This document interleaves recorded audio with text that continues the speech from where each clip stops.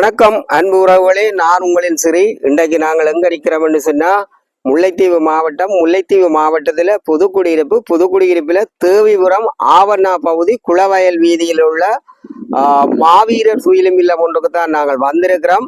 அதுக்கு முதல் எங்களுடைய சேனலுக்கு புதுசாக வர்ற உறவுகள் எங்களுடைய சேனலை நீங்கள் சப்ஸ்கிரைப் செய்து கொண்டு லைக் பண்ணணும் என்று கேட்டுக்கொண்டு, இன்னைக்கு நாங்கள் தாயகத்தில் எங்களால் முடிஞ்ச பகுதிகளான நிகழ்வுகளை நாங்கள் பதிவு செய்து கொண்டு வரோம். அந்த வகையில நாங்கள் போற இடங்கள்ல வார துயிலும் இல்லங்களையும் எங்களுடைய மக்களுக்கு நாங்கள் ஞாபகமா அவருடைய உணர்வுகளை மதிக்கத்தக்கதாக இந்த மாவீருடைய தியாகங்களை நீங்கள் அவர்களை பார்க்கணும், அவர்களுடைய நினைவுகள் இருக்கணும் என்றதுக்காகத்தான் நாங்கள் இந்த கல்லறைகள்ல இருக்கிற மாவீரர்களுடைய துயிலும் இல்லங்கள்ல நாங்கள் இந்த காணொலியை செய்து கொண்டு வாரோம். அந்த வகையில இன்றைக்கு எங்களுடைய அந்த உண்மையான தியாகங்கள், உண்மையான போராளிகளுடைய அர்ப்பணிப்புகள், அவர்கள் மாவீரர்களாகி மாவீரர்களுடைய கல்லறைகளிலே வருடம் நினைவு கூறுவதற்கு அப்பால ஒவ்வொரு நாளும் மனதில நினைத்து பூ வைக்கிற மாவீரர் குடும்பங்கள் எவ்வளவோ இருக்கு. அந்த மாவீரர்களுக்காகவும் தாயக விடுதலை போராட்டத்துக்காக தேசிய நீதியாக அந்த காலகட்டத்திலே இந்த மாவீரர்களை போற்றி புகழ்ந்து பாடிய பாடல்கள், விடுதலை போராட்டம் சார்ந்த பாடல்களை எல்லாம் இன்றைக்கு டிக்டாக் என்ற அந்த விடயத்துக்குள்ள ஒரு சில ஆக்கள் எங்களுடைய இனத்தை அழித்தவர்கள், எங்களுடைய இனத்தை இந்த நிக்கதியற்ற நிலைக்கு கொண்டு வந்தவர்கள் இன்றைக்கு வீதி ஓரங்களில் புகைப்படங்கள் மூலம் இன்றைக்கு உறவுகளை தேடுகிற நிலைக்கு ஆளாக்கினவர்களுக்கு எங்களுடைய தாயக விடுதலை பாடலை அந்த மாவீரர்களை போற்றி புகழ்ந்த பாடல்களை, புரட்சிகரமான பாடல்களை எடிட் பண்ணி அந்த நபர்களை போட்டு அந்த வீடியோவிலே கொண்டு வரது மிகவும் வேதனைக்குரிய விடயம். தயவு செய்து அந்த விடுதலை போராட்டம் சார்ந்த விடுதலை போராட்டத்துக்காக தியாகங்களை செய்து இன்றைய கல்லறையிலே கதை பேசிக்கொண்டு மீளாத்துயில் இருக்கிற மாவீரர்களுடைய தியாகங்களை குச்சப்படுத்தாதீங்க. ஏனென்றால் 1க்கு 4, 3, 4 என்று சொல்லி மாவீரர்கள் என்ற வரிசையிலே ஒரு குடும்பங்களும் பிள்ளைகளை கொடுத்து இன்றைக்கு 6வது இயர்ல இருக்கிற பொழுது அந்த காலத்துக்காக, அந்த மாவீரர்களுக்காக, அந்த விடுதலை போராட்டத்துக்காக பாடல்கள், புரட்சிகரமான பாடல்கள், தேசிய பாடல்கள், அப்படியான பாடல்கள் எல்லாத்தையும் நீங்கள் இன்றைக்கு எடிட் பண்ணி நீங்கள் வேற விதமாக இன்றைக்கு எடிட் பண்ணி எல்லாம் எங்களுடைய நான் சொன்னது போல என்ன செய்கிறீர்கள் என்று சொன்னா, இந்த பாடல்களுக்கும் சம்பந்தம் இல்லாத ஆக்களை கொண்டு எடிட் பண்ணி அந்த பாடல்களையும் அந்த போராட்டத்தையும் குச்சப்படுத்துறீர்கள். தயவு செய்து இனிமேல் அப்படிப்பட்ட இடமற்றது. மாவீரர்கள் துயிலும் இல்லங்கள்ல மிக நினைவு கூறக்கூடிய இடங்கள்ல எல்லாமே பாடல்களுக்கு நடிக்கிறீர்கள், பாடல்களுக்கு இதன்றீர்கள். அது எல்லாம் தவிர்க்கப்பட வேண்டிய. ஒருதனுடைய தியாகம் எவ்வளவு தூரத்துக்கு உச்சநிலை அடங்கியிருக்குதுன்றதை நீங்கள் ஒவ்வொரு தரம் உணர வேண்டும். அந்த இடத்துல போய், அந்த இடங்களுக்குள்ள நாங்கள் பாடல்களுக்காக டிக்டாக் மூலம் செய்கிறது அல்லது காட்சி வழங்குறது அந்த பிள்ளைகளை கொடுத்தவர்கள், அந்த உறவுகளை கொடுத்தவர்கள், அந்த சகோதரிகள் பார்க்கிற பொழுது வேதனை அடைகிறார்கள். பலர்கள் எங்களோடு கதைக்கிறார்கள். இன்றைக்கு தொழிலும் இல்லம் என்றது ஒரு ஆலயத்துக்கு சமனாகத்தான் இன்றைக்கு தமிழ் மக்களால உலக தமிழராலும் சரி தாயத்தில் மக்கள் ஒரு கோயில், அதாவது இந்த ஆலயத்திலே கடவுளை எப்படி அதாவது பக்திகரமாக நேசிக்கிறார்களோ அதே போலதான் இந்த மாவீரர்களையும் தங்கள் இருதயங்கள்ல சுமந்தவர்களாக இன்றைக்கு மக்கள் இருக்கின்றார்கள். ஒவ்வொரு காலத்துக்கு காலம் வார அந்த நிகழ்வுகளை மிக அற்புதமாக அந்த மக்கள் நினைவு கூறிக்கொண்டு வாரார்கள். அவ்வளவு விடயங்கள் இருக்கவும் ஒரு சிலர் இந்த மாவீரர்களுடைய பாடலை போட்டு சம்பந்தமில்லாதாக்களுக்கான பாடல்களை நடிப்பதன் மூலம் அந்த போராட்டத்தை நீங்கள் குச்சப்படுத்துறீர்கள். அதேவேளை அதால போடுறதால உங்களுக்கு ரீச் ஆகுது அல்லது அதால உங்களுக்கு பெரிய அளவில் வியூவர்ஸ் ஏறுது என்று சொல்லி நீங்கள் அதுக்காக போடாதீங்க. உண்மையிலே நீங்கள் இப்ப நான் இங்க நின்று கதைச்சு கொண்டிருக்கிறது தேவிபுரம் ஆவண்ணாப்பது குளவயல் உடையார்கட்டுக்கு இங்கால மக்கள் இடம்பெயர்ந்து கொண்டிருக்கிற நேரம் அந்த காலகட்டங்களுக்குள்ள இதுக்கு வீரச்சாவடைஞ்ச போராளிகளுடைய வித்துடல் தான் இங்கே இருக்குது. அப்ப இங்கேயும் இருந்தோட இன்னும் ஒரு தொழிலுமில்லத்துக்கு நான் செல்ல போறேன். இரணப்பாலை என்ற இடத்திலேயும் ஒரு தொழிலுமில்லம் இருக்கிறது. அங்கேயும் சேர்த்துத்தான் நான் இன்றைக்கு இந்த 2 காணொலியை முனைக்க போறேன். அந்த வகையில தயவு செய்து உங்கள்ட்ட ஒரு போன் இருக்குது அல்லது உங்களுக்கு அந்த எடிட் பண்ற திறமை இருக்குதுன்றதுக்காக அந்தந்த குடும்பங்களுடைய மனநிலைகளை உடைக்காதீங்கள். இன்றைக்கு பல்லாயிரக்கணக்கான இந்த விடுதலை பயணத்துக்காக பயணிச்ச போராளிகள் கூட பல அங்கீரங்களை இழந்து ஊனமுற்றவர்களாக வேதனையோட இருக்கிற நிலையில நீங்கள் இப்படி செய்யாதேங்கோ. அது உங்களுக்கு நல்லதில்லை, எங்களோட மக்களுக்கும் மண்ணுக்கும் அது உகந்ததில்லை. நீங்கள் எத்தனையோ தேசிய வளம் இருக்கிறது எங்களோட நாட்டிலே, எத்தனையோ அழகான இடங்கள் இருக்கு. அந்த இடங்களை கொண்டு போய் அந்த பாடல்கள் மூலம் நீங்கள் காட்டலாம். மற்றது அடுத்த சந்ததிக்காக பாடலை கடத்துறேன்னு சொல்லி இப்படியான ஆக்களை கொண்டு வந்து எடிட் பண்ணி அதுகளுக்குள்ள போடாதீங்க.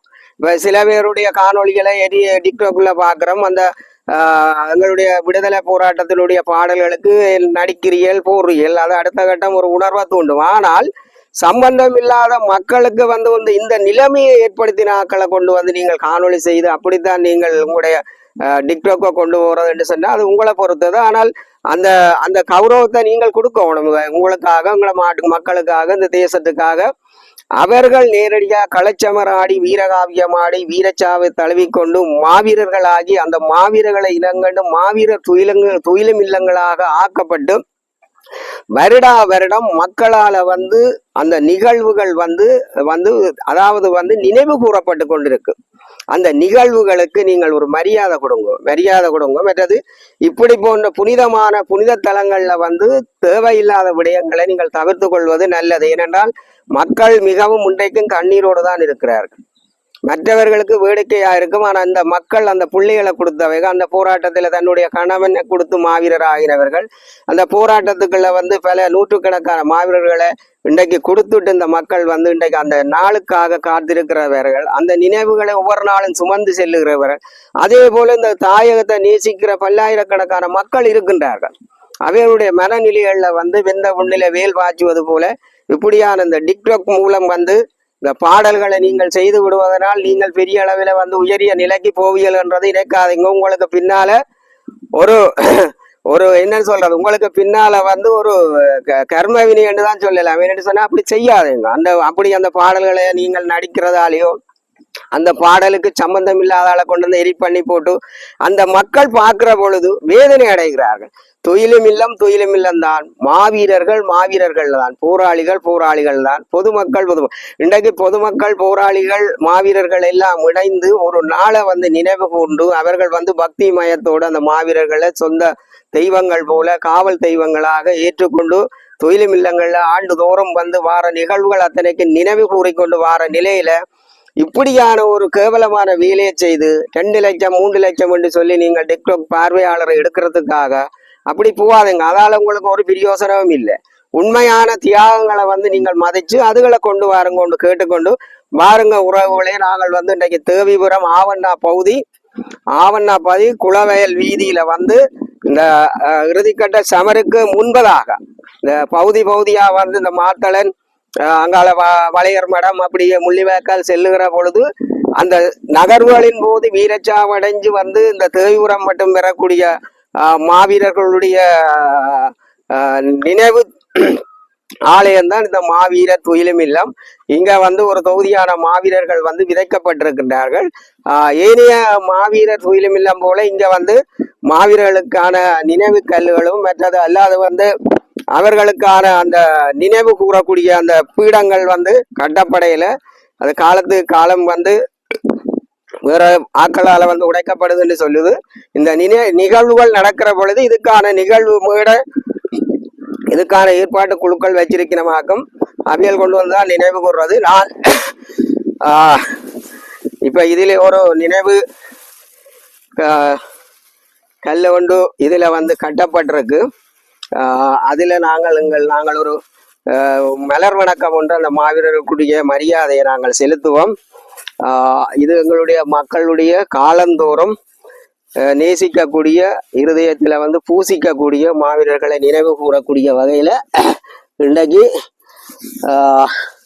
இந்த தேவிபுரம் ஆவண்ணா பகுதியில் துயிலும் இல்லத்தின் உள்ளுக்குள்ள வந்திருக்கிறோம். இது ஒரு பெரிய காணி. ஆனா இந்த நினைவு ஆலயங்கள் வந்து சுத்தப்படுத்த வேண்டி இருக்குது. அதே வேளை நான் ஒரு கணம் அந்த மாவீரர் ஒரு நினைவு கொண்டு வருகிறேன்.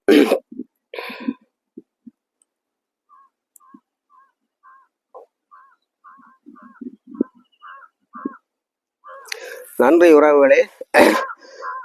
சில நினைவு கற்கள் இங்கே காணப்படுது. மற்றது எஞ்சிய இடம் எல்லாம் வந்து பறந்துபட்டு காணிய அதாவது வந்து காணியலாத்தான் இருக்குதா.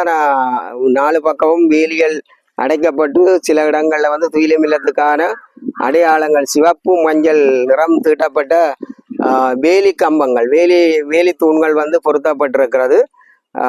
எதிர்காலத்தில் இந்த துயிலும் இல்லங்கள் மிக அழகாகவும் மக்கள் வந்து தங்களுடைய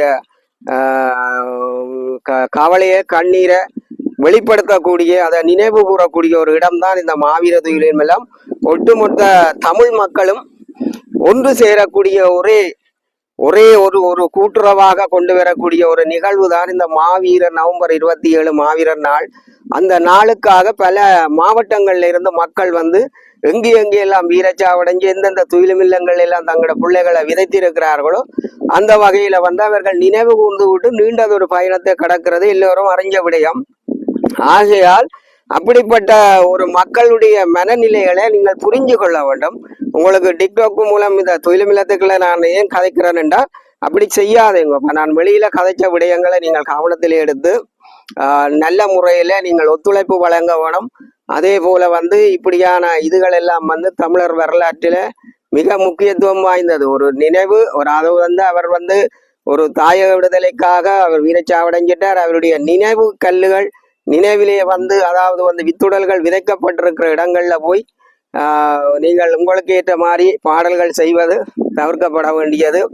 மாவீரர் துயிலும் இல்லம் எப்போதும் துயிலும் இல்லமாக இருக்க விடுங்கோ. மக்கள் எப்பொழுதும் வந்து தங்களுடைய வணக்கத்தை வந்து செலுத்தக்கூடிய முறையில விடணும். இதுல வந்து பெரிய அளவில் காணொளியில காட்டக்கூடிய மாதிரி ஒன்றுமில்லை. என்னடா இன்னும் துயிலும் இல்லம் மாதங்கள் நெருங்கி கொண்டு வருகிறது. இந்த வகையில நான் காலமே வந்து நான் தேவிபுரத்துக்குள்ளே வந்து இந்த துயிலும் இல்லத்தின் பதிவோட இரணப்பாளையிலும் ஒரு துயிலும் இல்லம் இருக்குது. அங்கேயும் நான் பதிவு செய்துட்டு எங்களுடைய மக்களுக்கு கொண்டு வரேன். பெரும்பான உறவுகள், விடுதலையை நேசிக்கிறவர்கள், ஆதரவாளர்கள், தமிழ் மக்கள் மேல் பற்றுறுதி கொண்டவர்கள், இந்த மாவீரர்கள் மேல் மரியாதையும் அன்பும் வச்சிருக்கிறவர்கள், இப்படிப்பட்ட வேலைகளை நீங்கள் இந்த காணொலிகளில் கொண்டு வந்து நீங்க செய்வதன் மூலம் நீங்களும் வந்து ஒரு சமூக மட்டத்தில் வேற அதை பாதிக்கப்பட்ட மக்கள்கிட்ட வந்து அவைகளுடைய இதுல இருந்து மனநிலையில இருந்து பார்த்தீங்கன்னா தெரியும். பாதிக்கப்பட்ட மக்கள் உங்களையும் வந்து யோசிச்சு பார்க்க தமிழர்களாக இருந்து கொண்டு தமிழ் மக்களாக இருந்து கொண்டு காணொளிக்காக தொடர்ந்து நீங்கள் இப்படி செய்கிற பல சம்பவங்கள் நடக்குது. எப்படி என்று சொன்னா மாவீரர் துயிலும் இல்லங்கள்ல தங்களுக்கு ஏற்றவாறு தங்களுக்கு விரும்பினவாறு பல சம்பவங்கள் நடக்குது. பல ஊடகங்கள்ல நீங்கள் பார்ப்பீர்கள். நாங்கள் அதை விமர்சிக்க வரையில, அதை சொல்ல வரையில. ஆனால் மாவீரர் துயிலும் இல்லங்களுக்குரிய கௌரவத்தை நீங்கள் அளிக்க வேணும் என்று கேட்டுக்கொண்டு மீண்டும் ஒரு பதில் காணொலி மூலம் உங்க சந்திக்கும் வரை அதோட நாங்கள் வந்து இரணப்பாலை புதுக்குடியிருப்பு சென்னா நான் இன்னைக்கு வந்து வீதிகளை வந்து காட்ட முடியாது, நேரம் போயிட்டுது. எந்தெந்த இடங்களால நான் கூடுதலா வீதிகள் கொண்டு வரேன்னா இன்றைக்கு நேரம் காணாத ஆகியால துயிலும் இல்லங்களை கொண்டு வரேன். எதிர்வரும் காலங்களில் இந்த துயிலும் இல்லங்களுக்கு வரக்கூடிய மக்கள் நீங்கள் வந்து உங்களுடைய வீர வணக்கங்களை உங்களுடைய அகவணக்கங்களை எல்லாம் நீங்கள் செலுத்துறதுக்குரிய காலம் நெருங்கி கொண்டிருக்கும். அதை நீங்கள் செலுத்தலாம் என்று கேட்டுக்கொண்டு நாங்கள் இப்பொழுது இரணப்பாலைக்கு சென்று அங்கு உள்ள துயிலும் இல்லத்தை உங்களோட காணொலியில செய்து கொண்டு மீண்டும் ஒரு பதில் காணொலி மூலம் சந்திக்கும் வரை விடைபெற்றுக் கொள்கின்றேன். உங்கள் அன்பின் சூரி. நன்றி. உறவுகளே வணக்கம். நான் சொன்னபடி வந்து புதுக்குடியிருப்பு 5ஆம் வட்டாரம் இரணப்பாலை என்ற இடத்துக்கு தான் வந்துட்டோம். நாங்கள் இன்றைக்கு புதுக்குடியிருப்பு பகுதிக்குள்ள இருக்கிற துயிலும் இல்லங்களை எங்களை முடிஞ்ச வரை வந்து காணொலியில நாங்கள் அநேகமா துயிலும் இல்லங்கள் வந்து நாங்கள் எங்களோட காணொலியில பதிவு செய்து கொண்டு வரோம். அந்த வகையில 2008 காலங்களுக்குள்ள வந்து வீரச்சாவடைஞ்சு இந்த இடத்துல வந்து வித்துடல்கள் கொண்டு விதைக்கப்பட்ட ஒரு துயிலும் இல்லம் தான் இந்த இரணப்பாலை 5ஆம் வட்டாரம் என்ற இடத்துல அமைஞ்சிருக்கிறது. இந்த புனிதமான மாவீரர் துயிலும் இல்லத்துல இன்றைக்கு நாங்கள் இந்த இடத்தை நாங்கள் எங்களோட உறவுகளுக்கு காணொளி மூலம் நாங்கள் பதிவு செய்கிறோம். என்னன்னு சொன்னால் அநேகமான துயிலும் இல்லங்கள் கிணறுக்கு தெரியாது. அந்த வகையில இரணப்பாலையிலும் ஒரு துயிலும் இல்லம் இருக்குது. இந்த துயிலும் இல்லம் வந்து இப்ப பெரிய அளவில் வந்து வேலிகள் அடைக்கப்பட்டிருக்கு.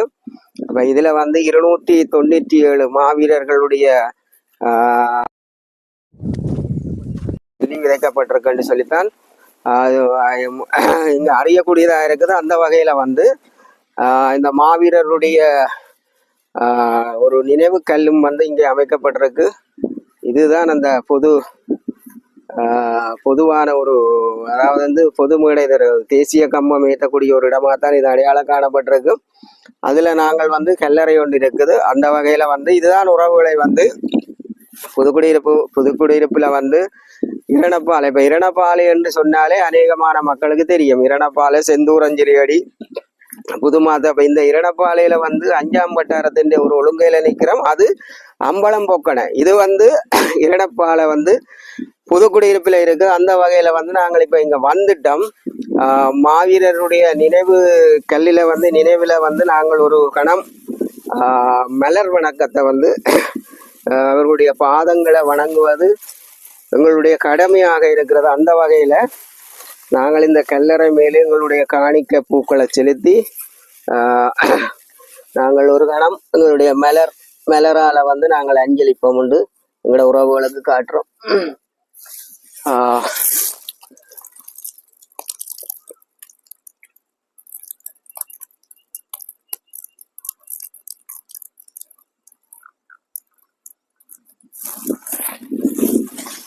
நன்றி உறவுகளே. இந்த காணியில வந்து ஒரு நீளப்பூக்காத்தான். அப்ப இந்த சைட்டில இருந்து தான் இப்படியே நீளமாக வந்து 297 மாவீரர்களுடைய நினைவு, அதாவது வந்து மாவீரர்களுடைய வித்துடல்கள் வந்து விதைக்கப்பட்டிருக்குது என்று சொல்லி எங்களுக்கு அறியக்கூடியதா இருக்குது.